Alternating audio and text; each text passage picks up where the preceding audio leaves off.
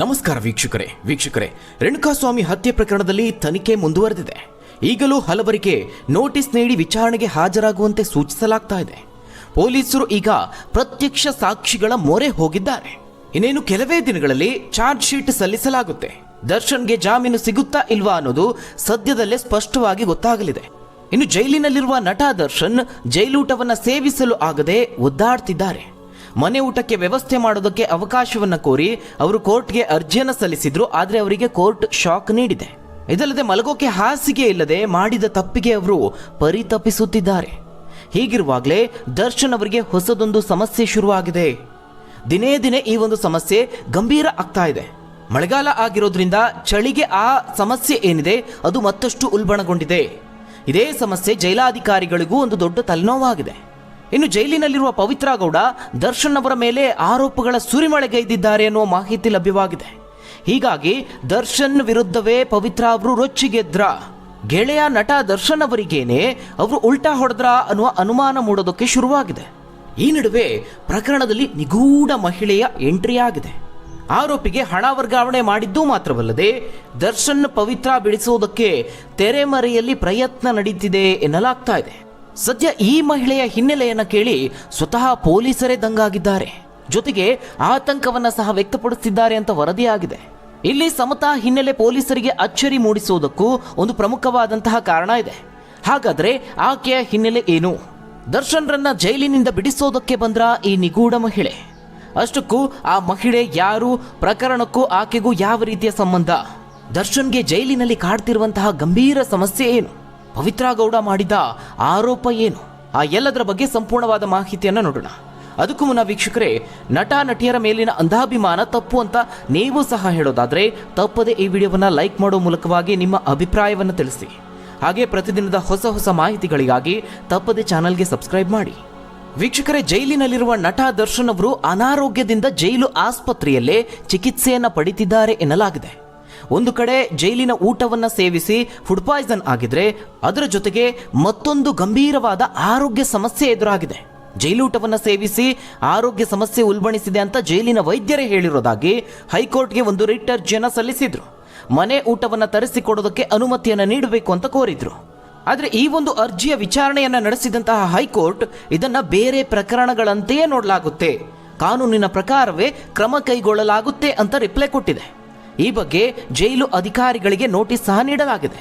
ಅಲ್ಲದೆ ಅರ್ಜಿಯ ವಿಚಾರಣೆಯನ್ನು ನಡೆಸಿದಂತಹ ನ್ಯಾಯಮೂರ್ತಿ ಕೃಷ್ಣಕುಮಾರ್ ಅವರು ವಿಚಾರಣಾ ನ್ಯಾಯಾಲಯವನ್ನು ಸಂಪರ್ಕಿಸದೆ ಈ ರೀತಿಯಾಗಿ ನೇರವಾಗಿ ಹೈಕೋರ್ಟ್ಗೆ ಅರ್ಜಿ ಸಲ್ಲಿಸಿರೋದನ್ನ ಅವರು ಪ್ರಶ್ನೆ ಮಾಡಿದ್ರು.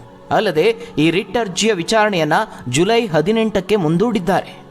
ಹೀಗಾಗಿ ಸದ್ಯಕ್ಕೆ ಅಲ್ಲಿವರೆಗೂ ದರ್ಶನ್ ಅವರಿಗೆ ಜೈಲೂಟವೇ ಫಿಕ್ಸ್ ಆಗಲಿದೆ. ಈ ವಿಚಾರದಲ್ಲಿ ದರ್ಶನ್ ಅವರಿಗೆ ಕೋರ್ಟ್ ಶಾಕ್ ನೀಡಿದೆ ಅಂತಲೇ ಹೇಳಬಹುದು. ಇದು ಒಂದು ಕಡೆ ಆದರೆ, ಮತ್ತೊಂದು ಕಡೆ ದರ್ಶನ್ ಅವರ ಕೈ ಬೆರಳು ಮಡಚೋದಕ್ಕೆ ಆಗದಂತಹ ಪರಿಸ್ಥಿತಿ ನಿರ್ಮಾಣ ಆಗಿದೆ. ಜೈಲು ಸೇರೋದಕ್ಕೂ ಮುಂಚೆ ಅವರು ಡೆವಿಲ್ ಸಿನಿಮಾ ಶೂಟಿಂಗ್ನಲ್ಲಿ ಕೈ ಮೂಳೆಯನ್ನು ಮುರಿದುಕೊಂಡಿದ್ರು. ಪಡಬಾರದ ನೋವು ಯಾತನೆಯನ್ನು ಪಡ್ತಾ ಇದ್ರು. ಅಲ್ಲದೆ ಅವರು ಚಿಕಿತ್ಸೆಯನ್ನು ಕೂಡ ಪಡೆದುಕೊಳ್ತಾ ಇದ್ರು. ಕೈಗೆ ಬ್ಯಾಂಡೇಜ್ ಸುತ್ತಿಕೊಂಡು ಕೈಗೆ ಬೆಲ್ಟ್ ಧರಿಸಿ ಹಲವು ಕಾರ್ಯಕ್ರಮಗಳನ್ನು ಅಟೆಂಡ್ ಮಾಡಿದ್ದನ್ನು ನೀವು ಸಹ ಗಮನಿಸಿರಬಹುದು. ಆದರೆ ದರ್ಶನ್ ಅವರಿಗೆ ಜೈಲು ಸೇರಿದ ಮೇಲೆ ಈ ನೋವು ಮತ್ತೆ ಕಾಣಿಸಿಕೊಂಡಿದೆ. ಹೀಗಾಗಿ ಆಸ್ಪತ್ರೆಯಲ್ಲೇ ಬಲಗೈಗೆ ಚಿಕಿತ್ಸೆಯನ್ನು ಪಡೆದುಕೊಳ್ತಿದ್ದಾರೆ. ಕೈಗೆ ತೀವ್ರವಾದ ಪೆಟ್ಟು ಬಿದ್ದಿರೋದ್ರಿಂದ ಜೈಲಿನ ವ್ಯವಸ್ಥೆ ಅದಕ್ಕೆ ಅನುಗುಣವಾಗಿಲ್ಲ.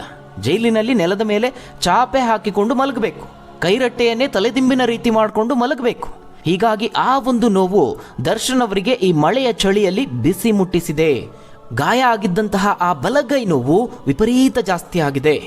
ನೋವಿನಿಂದ ಬಳಲ್ತಿದ್ದಂತಹ ದರ್ಶನ್ಗೆ ಚೀಫ್ ಮೆಡಿಕಲ್ ಆಫೀಸರ್ ಹರ್ಷವರ್ಧನ್ ಹಾಗೆ ಡಾಕ್ಟರ್ ನಾಗರಾಜ್ ಅವರು ಚಿಕಿತ್ಸೆಯನ್ನು ನೀಡಿದ್ದಾರೆ. ಕೈ ನೋವು ಹೆಚ್ಚಾಗಿರೋ ಕಾರಣಕ್ಕಾಗಿ ದರ್ಶನ್ ಅವರಿಗೆ ಬೆರಳುಗಳು ಸರಿಯಾಗಿ ಮಡಚೋದಕ್ಕೂ ಆಗದೆ ಒದ್ದಾಡ್ತಿದ್ದಾರೆ. ಇದು ಬೇರೆ ಬೇರೆ ರೀತಿಯ ಸಮಸ್ಯೆಯನ್ನು ತಂದೊಡ್ತಾ ಇದೆ. ಕೈ ಬೆರಳುಗಳು ಸರಿಯಾಗಿ ಮಡಚೋಕೆ ಆಗದೆ ಇರೋದ್ರಿಂದ ಊಟ ಮಾಡೋದಕ್ಕೆ ಚಮಚ ನೀಡುವಂತೆ ಜೈಲು ಅಧಿಕಾರಿಗಳ ಬಳಿ ಕೋರಿಕೊಂಡಿದ್ದಾರೆ. ಸದ್ಯ ದರ್ಶನ್ ಅವರಿಗೆ ವೈದ್ಯಕೀಯ ಪರೀಕ್ಷೆಯನ್ನು ಮಾಡಿ ರಿಪೋರ್ಟ್ ಅನ್ನು ವಿಚಾರಣೆ ವೇಳೆ ಹೈಕೋರ್ಟ್ಗೆ ನೀಡಬಹುದು ಎನ್ನಲಾಗ್ತಾ ಇದೆ. ವೀಕ್ಷಕರೇ, ಈ ನಡುವೆ ದರ್ಶನ್ ಅವರನ್ನ ಜೈಲಿನಲ್ಲಿ ಓರ್ವ ಮಹಿಳೆ ಭೇಟಿಯಾಗಿದ್ರು. ಈ ವಿಚಾರ ಈಗ ಭಾರೀ ಸದ್ದು ಮಾಡ್ತಾ ಇದೆ. ವೀಕ್ಷಕರೇ, ಆಕೆ ಬೇರೆ ಯಾರೂ ಅಲ್ಲ, ರೇಣುಕಾಸ್ವಾಮಿ ಕೊಲೆ ಕೇಸ್ನಲ್ಲಿ A1 ಆರೋಪಿಯಾಗಿರುವ ಪವಿತ್ರ ಗೌಡ ಸ್ನೇಹಿತೆ. ಆದರೆ ಇದೇ ಪವಿತ್ರ ಗೌಡ ಗೆಳತಿ ಸಮತಾ ಹಿನ್ನೆಲೆಯನ್ನು ಕೇಳಿ ಪೊಲೀಸರೇ ಶಾಕ್ ಆಗಿದ್ದಾರೆ. ಸಮತಾ ಪತಿ ವಿಕ್ಟೋರಿಯಾ ಆಸ್ಪತ್ರೆಯಲ್ಲಿ ಹಿರಿಯ ವೈದ್ಯಾಧಿಕಾರಿ ಅನ್ನುವ ಮಾಹಿತಿ ಈಗ ಮಾಧ್ಯಮಗಳಲ್ಲಿ ವರದಿಯಾಗ್ತಾ ಇದೆ. ಅಷ್ಟಕ್ಕೂ ಆಕೆಯ ಪತಿ ಡಾಕ್ಟರ್ ಆದರೆ ಪೊಲೀಸರು ಯಾಕೆ ಅಲರ್ಟ್ ಆಗಬೇಕು ಅನ್ನೋ ಅನುಮಾನ ನಿಮಗೆ ಮೂಡಬಹುದು. ಆರೋಪಿ ಪವಿತ್ರ ಗೌಡ ಹಾಗೆ ಸಮತಾ ಜೀವದ ಗೆಳತಿಯರು ಅನ್ನೋ ಮಾಹಿತಿ ಇದೆ. ಕುಟುಂಬದವರನ್ನು ಹೊರತುಪಡಿಸಿ ಪವಿತ್ರ ಗೌಡ ಅವರಿಗೆ ಆಪ್ತ ವಲಯದಲ್ಲಿ ಬಹಳ ಹತ್ತಿರದಲ್ಲಿ ಸಮತಾ ಅವರೇ ಮೊದಲಿಗರು ಅಂತ ಹೇಳಲಾಗ್ತಾ ಇದೆ. ಆದರೆ ವೀಕ್ಷಕರೇ, ಕೇವಲ ಇದಿಷ್ಟೇ ಆಗಿದ್ರೆ ಪೊಲೀಸರು ಕರೆದು ತೀವ್ರ ವಿಚಾರಣೆಯನ್ನು ಮಾಡ್ತಾ ಇರಲಿಲ್ಲ. ಪ್ರಕರಣದಲ್ಲಿ ಸಮತಾ ಕೈವಾಡ ಏನಾದರೂ ಇದೆಯಾ ಅಂತ ಪೊಲೀಸರಿಗೆ ಅನುಮಾನ ಮೂಡಿದೆ. ಅಲ್ಲದೆ ಪ್ರಕರಣಕ್ಕೂ ಈಕೆಗೂ ನಂಟಿರೋದ್ರ ಬಗ್ಗೆ ಮಾಹಿತಿಯನ್ನು ಸಹ ಕಲೆ ಹಾಕಿದ್ದಾರೆ. ಈ ಸಂದರ್ಭದಲ್ಲಿ ಇದೇ ಸಮತಾ ಪ್ರಕರಣದ ಆರೋಪಿ ಧನ್ರಾಜ್ಗೆ ಹಣ ಕಳುಹಿಸಿದ್ರು ಅನ್ನುವ ಮಾಹಿತಿ ಲಭ್ಯವಾಗಿದೆ. ಈ ಒಂದು ಹಣದಲ್ಲಿ ಧನ್ರಾಜ್ ಎಲೆಕ್ಟ್ರಿಕ್ ಶಾಕ್ ಡಿವೈಸ್ ಅನ್ನು ಖರೀದಿ ಮಾಡಿದ್ರಾ ಅನ್ನುವ ಶಂಕೆ ವ್ಯಕ್ತವಾಗಿದೆ. ಆದರೆ ಪೊಲೀಸರು ವಿಚಾರಣೆ ನಡೆಸೋದಕ್ಕೆ ಕೇವಲ ಇದಿಷ್ಟೇ ಕಾರಣ ಅಲ್ಲ. ವೀಕ್ಷಕರೇ, ಆರೋಪಿಗಳ ಬಂಧನದ ನಂತರದಲ್ಲಿ ಅವರನ್ನು ಯಾರ್ಯಾರು ಭೇಟಿ ಆಗ್ತಾರೆ ಅನ್ನೋದ್ರ ಬಗ್ಗೆ ಪೊಲೀಸರು ಕಣ್ಣಿಟ್ಟಿದ್ರು. ಹಲವರು ಬಂದು ಹೋಗಿರೋ ಬಗ್ಗೆ ಮಾಹಿತಿಯನ್ನು ಕಲೆ ಹಾಕಿದ್ರು. ಅದರಲ್ಲೂ ಪ್ರಮುಖವಾಗಿ ದರ್ಶನ್ ಹಾಗೆ ಪವಿತ್ರ ಗೌಡ ಯಾರ್ಯಾರನ್ನ ಭೇಟಿಯಾದ್ರು ಅನ್ನೋದ್ರ ಬಗ್ಗೆ ಪೊಲೀಸರು ಹದ್ದಿನ ಕಣ್ಣಿಟ್ಟಿದ್ರು. ಈ ಮಧ್ಯೆ ದರ್ಶನ್ರನ್ನ ಮಹಿಳೆಯೊಬ್ಬರು ಭೇಟಿಯಾಗಿರೋದು ಭಾರೀ ಕುತೂಹಲಕ್ಕೆ ಕಾರಣ ಆಯಿತು. ಅದು ಬೇರಾರುವಲ್ಲ, ಇದೇ ಸಮತಾ. ಇತ್ತೀಚೆಗೆ ಸಮತಾ ಅವರು ಜೈಲಿನಲ್ಲಿ ದರ್ಶನ್ ಹಾಗೆ ಪವಿತ್ರ ಅವರನ್ನ ಭೇಟಿಯಾಗಿ ಬಂದಿದ್ರು. ಅದಾಗಲೇ ಸಮತಾ ಅವರ ನಡೆ ಪೊಲೀಸರಿಗೆ ಅನುಮಾನ ಮೂಡಿಸಿತ್ತು. ಜೈಲಿನಲ್ಲಿ ದರ್ಶನ್ ಅವರನ್ನ ಭೇಟಿ ಮಾಡಿದಂತಹ ಸಂದರ್ಭದಲ್ಲಿ ಸಮತಾ ಅವರು ಪವಿತ್ರ ಗೌಡ ಜಾಮೀನು ವಿಚಾರದ ಬಗ್ಗೆ, ಪ್ರಕ್ರಿಯೆ ಬಗ್ಗೆ ಚರ್ಚೆ ಮಾಡಿರಬಹುದು ಅಂತ ಅಂದಾಜಿಸಲಾಗಿದೆ. ಹೀಗಾಗಿ ಜೈಲಿನಲ್ಲಿ ಸಮತಾ ಜೊತೆಗೆ ಮಾತನಾಡೋದಕ್ಕೆ ದರ್ಶನ್ ಒಪ್ಪಿಗೆ ಸೂಚಿಸಿದ್ರು ಎನ್ನಲಾಗಿದೆ. ಇಬ್ಬರ ನಡುವೆ ಸುಮಾರು 15 ನಿಮಿಷಗಳ ಕಾಲ ಮಾತುಕತೆ ನಡೆದಿದೆ. ಆದರೆ ಯಾವ ವಿಚಾರದ ಬಗ್ಗೆ ಚರ್ಚೆ ನಡೆಸಿದ್ರು ಅನ್ನೋದ್ರ ಬಗ್ಗೆ ಭಾರೀ ಕುತೂಹಲ ಮೂಡಿದೆ. ಇದಾದ ಬಳಿಕದಲ್ಲಿ ಪೊಲೀಸರು ಸಮತಾ ಅವರಿಗೂ ವಿಚಾರಣೆಗೆ ಹಾಜರಾಗುವಂತೆ ನೋಟಿಸನ್ನು ಕಳುಹಿಸಿಕೊಡ್ತಾರೆ.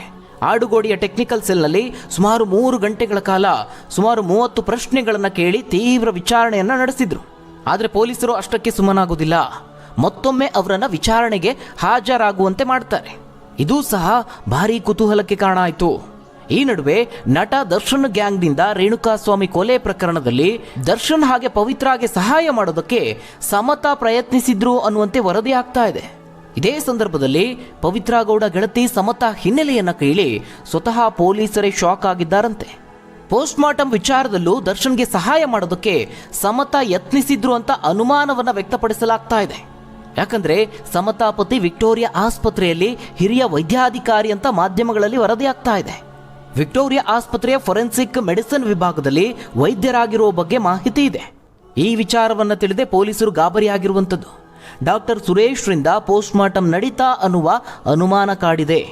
ಹೀಗಾಗಿ ಪವಿತ್ರ ಗೌಡ ಹಾಗೆ ಸಮತಾ ಈ ಇಬ್ಬರ ಸಂಪೂರ್ಣ ಹಿಸ್ಟರಿಯನ್ನ ಕಲೆ ಹಾಕಿದ್ದಾರೆ ಎನ್ನಲಾಗ್ತಾ ಇದೆ. ಇದಲ್ಲದೆ ಅವರನ್ನ ವಿಚಾರಣೆ ಮಾಡೋದಕ್ಕೆ ಹಲವಾರು ಕಾರಣಗಳಿದ್ವು. ಪವಿತ್ರ ಜೊತೆಗೆ ಹೆಚ್ಚು ಸಮಯವನ್ನ ಕಳೀತಾ ಇದ್ದಿದ್ದು ಇದೇ ಸಮತಾ ಅವರು. ರೇಣುಕಾಸ್ವಾಮಿಯ ಕೊಲೆಗೂ ಮುನ್ನ ಹಾಗೆ ಕೊಲೆಯ ನಂತರದಲ್ಲಿ ಅಥವಾ ರೇಣುಕಾಸ್ವಾಮಿಯ ಮೆಸೇಜ್ ಬಗ್ಗೆ ಈ ಎಲ್ಲದರ ಬಗ್ಗೆ ಅವರಿಗೆ ಮಾಹಿತಿ ಇತ್ತು ಅಂತ ಹೇಳಲಾಗ್ತಾ ಇದೆ. ಇನ್ನು ಈ ಒಂದು ಕೃತ್ಯದ ಬಳಿಕವೂ ಸಮತಾ ಜೊತೆಗೆ ಪವಿತ್ರ ಮಾತುಕತೆ ನಡೆಸಿರೋ ಬಗ್ಗೆ ಮಾಹಿತಿ ಇದೆ. ಪೊಲೀಸರ ವಿಚಾರಣೆಗೆ ಹಾಜರಾಗುವ ಮುನ್ನವೂ ಸಹ ಸಮತಾಗೆ ಕಾಲು ಹೋಗಿದೆ. ಇದಲ್ಲದೆ ಪವಿತ್ರ ಪರವಾಗಿ ವಕೀಲರನ್ನ ನೇಮಕ ಮಾಡಿರುವುದು ಸಹ ಇದೇ ಸ್ನೇಹಿತೆ. ಅಲ್ಲದೆ ಬಂಧನದ ನಂತರದಲ್ಲಿ ದರ್ಶನ್ರನ್ನ ಭೇಟಿಯಾಗಿದ್ದು ಮತ್ತಷ್ಟು ಅನುಮಾನಕ್ಕೆ ಕಾರಣವಾಯಿತು. ಇನ್ನು ಜೈಲಿನಲ್ಲಿರುವ ಆರೋಪಿಗಳನ್ನು ನೋಡೋದಕ್ಕೆ ಅಂತಲೇ ನಿತ್ಯವೂ ಒಬ್ರಲ್ಲ ಒಬ್ರು ಬರ್ತಾನೆ ಇದ್ದಾರೆ. ಅದೇ ರೀತಿ ನಟಿ ಪವಿತ್ರ ಗೌಡ ಅವರನ್ನ ನೋಡೋದಕ್ಕೆ ಅವರ ತಾಯಿ ಆಗಮಿಸಿದ್ರು. ತಾಯಿಯ ಬಳಿ ದರ್ಶನ್ ಬಗ್ಗೆ ಮಾತನಾಡುತ್ತಾ ಪವಿತ್ರ ಕಣ್ಣೀರು ಹಾಕಿದ್ದಾರೆ ಎನ್ನಲಾಗ್ತಾ ಇದೆ. ತಾಯಿ ಬಳಿ ಪವಿತ್ರ ಅವರು ಕೆಲ ಗಂಟೆಗಳ ಕಾಲ ಮಾತನಾಡಿದ್ದಾರೆ ಎನ್ನಲಾಗಿದೆ. ಇದೇ ವೇಳೆ ತಾಯಿ ಬಳಿ ತಮ್ಮ ಕಷ್ಟಗಳನ್ನು ಹೇಳಿಕೊಂಡು ಕಣ್ಣೀರು ಹಾಕಿದ್ದಾರೆ. ಅದರಲ್ಲೂ ಪ್ರಮುಖವಾಗಿ ನಟ ದರ್ಶನ್ ಅವರ ಕುರಿತಾಗಿ ಮಾತನಾಡಿದ್ದಾರೆ ಎನ್ನಲಾಗಿದೆ. ದರ್ಶನ್ ಪವಿತ್ರ ಜೊತೆಗೆ ಮಾತನಾಡ್ತಿಲ್ವಂತೆ.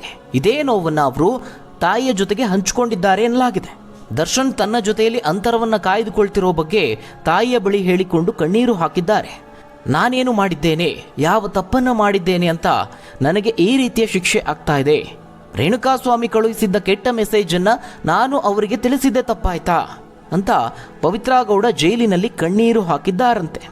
ನನ್ನಿಂದಲೇ ತಪ್ಪಾಯಿತು ಎಂಬಂತೆ ದರ್ಶನ್ ವರ್ತಿಸ್ತಿದ್ದಾರೆ, ನನ್ನ ಬಾಳಿನ ಜೊತೆಗೆ ಅವರು ಆಟವಾಡ್ತಿದ್ದಾರೆ ಅಂತ ಹೇಳ್ತಾ ಪ್ರಕರಣದಿಂದಾಗಿ ಜೈಲು ವಾಸದಿಂದ ಬೇಸತ್ತಂತಹ ಪವಿತ್ರ ಅವರು ಜೈಲಿನ ಊಟದ ಬಗ್ಗೆ ಆಗಿರಬಹುದು, ಅಲ್ಲಿನ ವಾತಾವರಣದ ಬಗ್ಗೆ, ಅಲ್ಲಿನ ಅವರ ಪರಿಸ್ಥಿತಿಯ ಬಗ್ಗೆ ಬೇಸರವನ್ನು ಹೊರಹಾಕಿದ್ದಾರಂತೆ. ಅಲ್ಲದೆ ದರ್ಶನ್ ಅವರ ರೀತಿಯಲ್ಲೇ ಮನೆ ಊಟವನ್ನ ಮನೆಯ ವಸ್ತುಗಳ ಬಳಕೆಗೆ ಕೋರ್ಟ್ನಲ್ಲಿ ಅನುಮತಿ ಕೇಳುವಂತೆ ರಿಟ್ ಅರ್ಜಿಯನ್ನು ಸಲ್ಲಿಸುವುದಕ್ಕೆ ತಾಯಿಗೆ ಪವಿತ್ರ ಗೌಡ ಅವರು ಮನವಿಯನ್ನ ಮಾಡಿಕೊಂಡಿದ್ದಾರಂತೆ. ಇದಿಷ್ಟು ಪ್ರಕರಣದ ಬಗ್ಗೆ. ಈ ಬಗ್ಗೆ ನೀವೇನಂತೀರಾ? ನಿಮ್ಮ ಅನಿಸಿಕೆ ಅಭಿಪ್ರಾಯವನ್ನು ಕಮೆಂಟ್ ಮೂಲಕವಾಗಿ ತಿಳಿಸಿ. ಧನ್ಯವಾದಗಳು ವೀಕ್ಷಕರೇ.